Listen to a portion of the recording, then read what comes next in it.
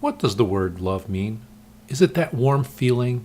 Is it a romantic encounter? Or is it an aspiration, a goal to the virtuous life? When all these questions fire our imagination, we soon realize the word's flexible. It can mean any one of those definitions or all three, and I'm sure many, many more. But what did Jesus mean by the word love?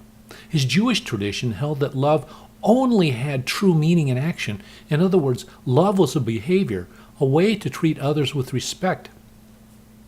That's the meaning of Leviticus 19:18, love your neighbor as yourself.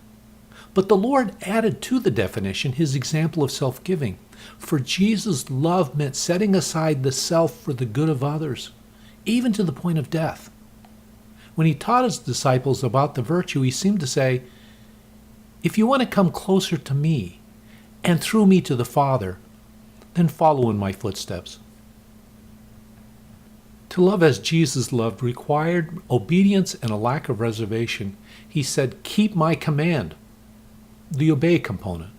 Then he said, love one another as I have loved you, the lack of reservation component. These two parts did not demean the disciple. On the contrary, they elevated the follower from the status of servant to that of friend. For one who kept the commandment of unconditional love, loved as the Son loved the Father, and the Father loved the Son, the disciple friend partook in divine love. This fact alone led to true happiness and ecstatic joy. Jesus chose his friends.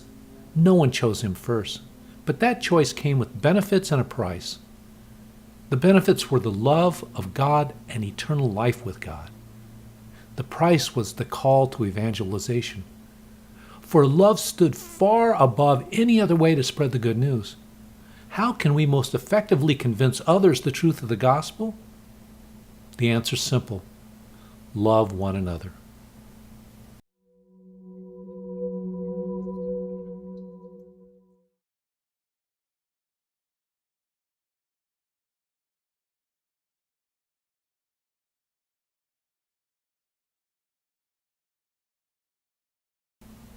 When we refer to love as a virtue, we call it charity.